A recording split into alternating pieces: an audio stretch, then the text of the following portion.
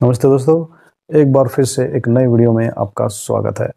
दोस्तों 110वीं शिक्षक परीक्षा के पहले राउंड के रिजल्ट के साथ ही बहुत सारी समस्याएं भी हैं जो कैंडिडेट्स को फेस करनी पड़ रही हैं।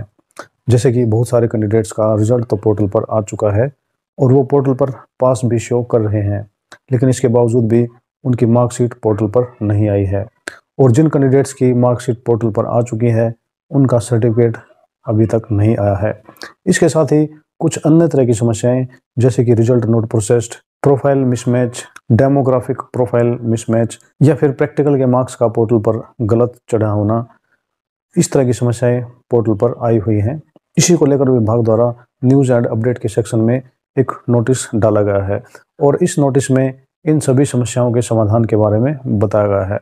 तो दोस्तों, यदि आपकी भी इस तरह की कोई समस्या है तो बने रहिए इस वीडियो में। लेकिन वीडियो शुरू करने से पहले यदि आप इस चैनल पर नए हैं तो इसे सब्सक्राइब करने के साथ साथ बेल आइकन जरूर प्रेस कर लें ताकि इस तरह की हर अपडेट आपको समय समय पर मिलती रहे। तो दोस्तों चलिए आज का वीडियो शुरू करते हैं।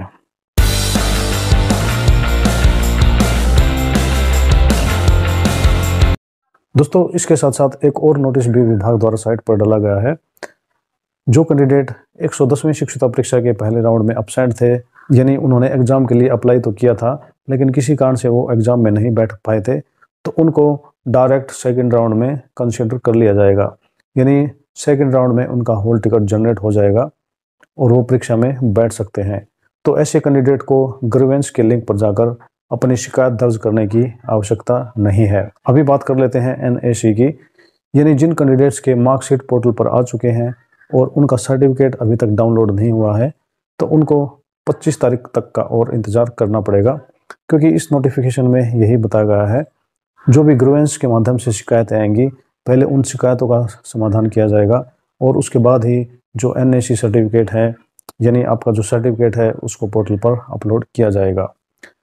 तो सर्टिफिकेट के बारे में यदि आपकी कोई समस्या है तो उसके लिए भी आपको ग्रीवेंस के पोर्टल पर जाकर शिकायत करने की आवश्यकता नहीं है।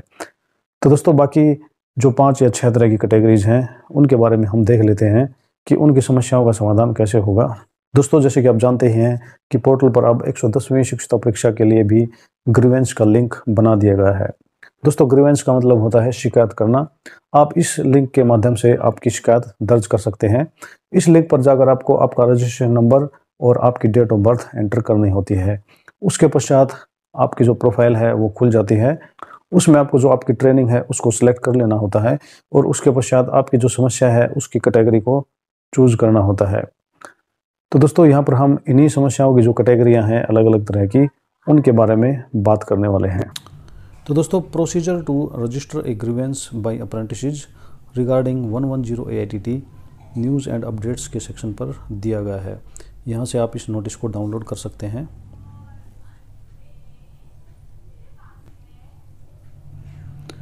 तो दोस्तों इस तरीके से हमारे सामने ये नोटिस खुल जाता है। तो यहाँ पर पूरा प्रोसेस दिया गया है कि आपको अलग अलग जो कंप्लेंट की कैटेगरी हैं उनमें आपको क्या क्या करना होगा। दोस्तों इसकी जो लास्ट डेट है वो 25/1/2021 है, यानी आप 25 तारीख तक ये कंप्लेंट दर्ज कर सकते हैं। दोस्तों ऊपर की जो लाइनें हैं उसमें यही बताया गया है कि आपको पोर्टल पर कैसे जाना है। apprenticeship.gov.in के पोर्टल पर जाना है। उसके पश्चात आपको ग्रीवेंस के लिंक पर क्लिक कर देना है और वहाँ से आपको 110 AITT सेलेक्ट कर लेना है।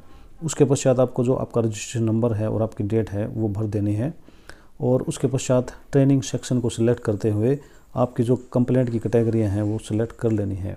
तो दोस्तों अभी हम आते हैं मेन बात की तरफ, जो मेन समस्याएं हैं उनकी तरफ आते हैं। दोस्तों यहाँ पर कंप्लेंट कैटेगरी नंबर A दिया गया है। पहली कैटेगरी है रिजल्ट नोट प्रोसेस्ड। दोस्तों सबसे ज़्यादा जो समस्या है वो इन्हीं कैंडिडेट्स की है, यानी रिजल्ट नोट प्रोसेस्ड वाले कैंडिडेट की संख्या बहुत ही ज़्यादा है। तो यदि आपकी भी ये समस्या है तो आपको क्या करना होगा। यदि आपकी ये समस्या है तो आपको इसकी कंप्लेंट कब करनी है पहले हम वो देख लेते हैं। Select this option if result status has not changed even after a lapse of a week from the result declaration correction. दोस्तों ये किस कंडीशन में आपको यूज़ करना है वो यहाँ पर बताया गया है। तो इसमें बताया गया है यदि आपका जो रिज़ल्ट आने के 1 हफ्ते के बाद भी आपकी जो समस्या है वो ज्यों की त्यों है, यानी 1 हफ्ते के बाद भी आपका जो रिज़ल्ट नोट प्रोसेस्ड है वही एरर आ रही है, तब आपको इसका यूज़ करना है। और इसके लिए आपको सपोर्टिंग डॉक्यूमेंट क्या क्या लगाने होंगे। दोस्तों इसके लिए आपको screenshot of result status screen from public portal, यानी आप जो स्क्रीनशॉट लेंगे आपके रिजल्ट स्टेटस का वो यहाँ पर अपलोड कर देना है। दोस्तों उसके पश्चात हम बढ़ते हैं अगली कंप्लेंट की तरफ। दोस्तों दूसरी कंप्लेंट है result processed with incorrect marks, यानी आपका जो रिजल्ट आया है वो इनकरेक्ट नंबर्स के साथ आया है। इसमें हम देख लेते हैं कि इसको कब यूज़ करना है। If marks shown are not correct mainly practical subject, यदि आपको लगता है कि आपके जो मार्क्स हैं वो सही नहीं लगे हैं तो उस कंडीशन में आप इसको यूज़ कर सकते हैं। लेकिन दोस्तों यहाँ पर बताया गया है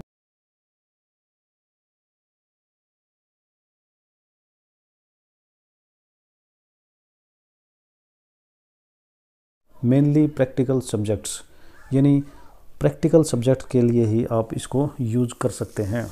तो इस कंडीशन में आपको क्या करना है, इस कंडीशन में भी आपको रिज़ल्ट है उसका स्क्रीनशॉट ले लेना है और वहाँ पे लगा देना है। दोस्तों उसके पश्चात result processed with incorrect subjects की एरर यहाँ पर बताई गई है। तो इसको आपको कब इस्तेमाल करना है, to change the candidate type from fresher और टू ITI पास। दोस्तों बहुत सारे कैंडिडेट ऐसे थे जिनकी प्रोफाइल में फ्रेशर होने की वजह से उनका जो हॉल टिकट है उसमें ज़्यादा सब्जेक्ट दिखाए गए थे। तो ऐसे कैंडिडेट के अब जो रिज़ल्ट आया है उसमें उन सब्जेक्टों में रीअपियर घोषित कर दिया गया है। तो ये उसने उन्हीं कैंडिडेट्स के लिए है। तो ऐसे कैंडिडेट को क्या करना होगा, ऐसे कैंडिडेट को ITI past combined all semester marksheet लगा देनी है, यानी जो भी फाइल अटैच करनी है उसमें आपको ITI का जो कंसोलिडेटेड सर्टिफिकेट होता है जिसमें सभी सेमेस्टर की डिटेल होती है उसको अपलोड कर देना है। उसके पश्चात हम बढ़ते हैं अगली कंप्लेंट कैटेगरी की तरफ, result processed with 0 marks. If you think marks shown should not have been 0, यदि आपको लगता है कि आपके जो मार्क्स हैं वो 0 नहीं होने चाहिए थे तो आपको ये कंप्लेंट कर देनी है। तो ऐसे कंडीशन में आपको क्या करना है, previous AITT marksheets if applicable, यदि आपने पहले भी कोई एग्ज़ाम दिया है यानी आप रीअपियर के कैंडिडेट हैं तो पीछे की मार्कशीट आप यहाँ पर अटैच कर सकते हैं।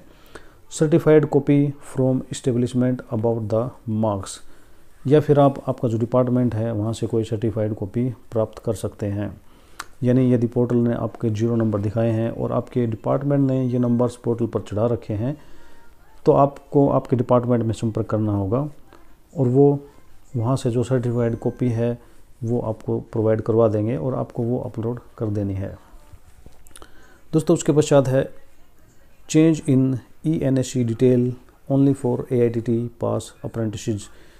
दोस्तों ये उन कैंडिडेट्स के लिए हैं जो AITT में पास हैं लेकिन उनकी कुछ छोटी छोटी समस्याएं जैसे कि उनके नाम में करेक्शन या फिर फादर नेम या डेट ऑफ बर्थ में करेक्शन इत्यादि हैं। तो उसके लिए कैंडिडेट को कौन सा डॉक्यूमेंट लगाना रहेगा, उसके लिए document in support of your claim name DOB ETC 10th certificate, यानी आपको आपका जो डेट ऑफ बर्थ डॉक्यूमेंट है जिसको हम 10th का सर्टिफिकेट भी बोलते हैं वो यहाँ पर अपलोड कर देना है, क्योंकि आपके 10th के सर्टिफिकेट के नाम के अनुसार ही जो आपकी नाम की स्पेलिंग या फिर फादर नेम की स्पेलिंग या फिर आपका डेट ऑफ बर्थ देखा जाता है। दोस्तों यदि इनके अलावा कोई दूसरी तरह की आपकी समस्याएं हैं जो इन सभी कैटेगरीज में नहीं आती तो उस समस्याओं के बारे में भी आपको यहाँ पर लिख देना है। उसके लिए आपको अदर्स का ऑप्शन सेलेक्ट करना रहेगा और रिमार्क्स के ऑप्शन में आपकी जो भी समस्याएं हैं वो आप यहाँ पर लिख सकते हैं। दोस्तों यहाँ पर एक बात और ध्यान देने की है, ये जो ग्रीवेंस है यानी ये जो शिकायत है आप केवल एक बार में एक ही कर सकते हैं। यदि आप सेम कैटेगरी में एक दूसरी शिकायत दर्ज करते हैं तो वो आपकी रिजेक्ट मानी जाएगी। तो दोस्तों इस तरीके से आपको उपरोक्त जो भी कैटेगरी मैंने बताई हैं उनमें से कैटेगरी सिलेक्ट करके और आगे जो भी आपको उनके जो सपोर्टिंग डॉक्यूमेंट बताए गए हैं उनमें से डॉक्यूमेंट सिलेक्ट करके आपको आपकी जो ग्रीवेंस है उसको सबमिट कर देना है। दोस्तों यहाँ पर एक और चीज़ ध्यान रखनी है, आपकी जो फाइल है वो या तो PDF डॉक्यूमेंट में रहेगी या फिर JPG MS वर्ड या फिर एक्सेल शीट के तौर पर रहेगी और इन साइज़ों का जो मैक्सिमम साइज़ है वो 2 MB तक रहेगा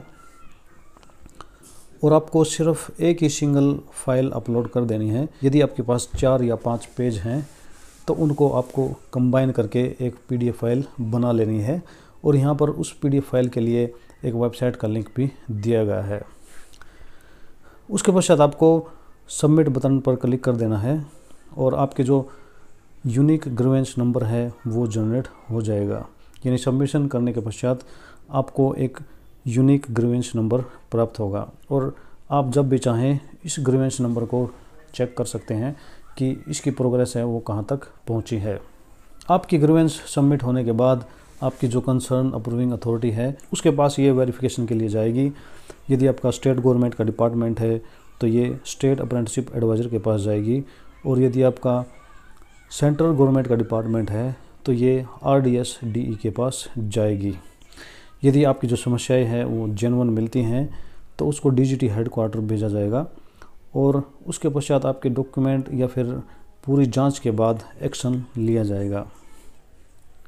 यदि कोई अप्रूविंग अथॉरिटी इस बारे 15 दिन तक कोई भी एक्शन नहीं लेती है तो ये डायरेक्ट DGT हेडक्वार्टर में पहुंच जाएगी और DGT इस कंप्लेंट को रिजेक्ट भी कर सकती है यदि उनको लगता है कि ये जो डॉक्यूमेंट अपलोड किए गए हैं ये गलत हैं, और उसको प्रोसेस भी कर सकती है यदि आपकी भेजी हुई सारी चीज़ें करेक्ट हैं।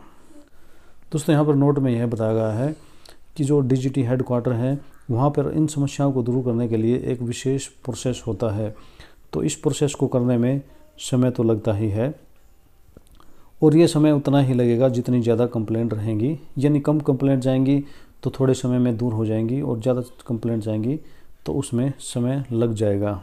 और यहाँ पर जो भी अप्रेंटिस हैं उनको एडवाइस दिया गया है कि वो समय समय पर उनकी कंप्लेंट है उनका स्टेटस चेक करते रहें और जब भी ग्रीवेंस के स्टेटस में कोई चेंज होगा तो उनको मेल भी प्राप्त होगी। तो आप समय समय पर आपकी मेल और जो आपका SMS है वो भी चेक करते रहें। दोस्तों यहाँ पर एक चीज़ और बताई गई है कि आप ग्रीवेंस के बारे में DGT हेडक्वार्टर ATS सेल में कोई भी इंक्वायरी न करें, क्योंकि ये जो समस्या है ये आपकी ऑनलाइन ही दर्ज होगी।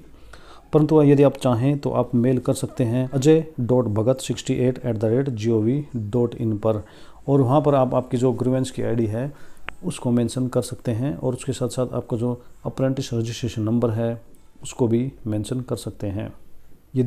और ये भी आपको तभी करना है जब आपकी जो ग्रीवेंस है उसके सबमिट होने के 1 महीने के बाद भी आपका जो है कोई रिस्पॉन्स नहीं आता है। तो दोस्तों ये तो था ग्रीवेंस को सबमिट करने का तरीका। दोस्तों मैं ऐसा करता हूँ कि आप इस तरीके को समझ ही गए होंगे। दोस्तों यदि आपको लगता है कि आपकी क्वेरी दूर हुई है या आपको ये वीडियो पसंद आया है तो कृपया इसे लाइक व शेयर जरूर कर दें और दोस्तों चैनल पर नए हैं तो सब्सक्राइब करने के साथ साथ बेल आइकन जरूर प्रेस कर दें ताकि इस तरह की हर अपडेट आपको समय समय पर मिलती रहे। तो दोस्तों आज के लिए वीडियो में इतना ही, मिलते हैं अगले वीडियो में, तब तक के लिए वंदे मातरम, जय हिंद।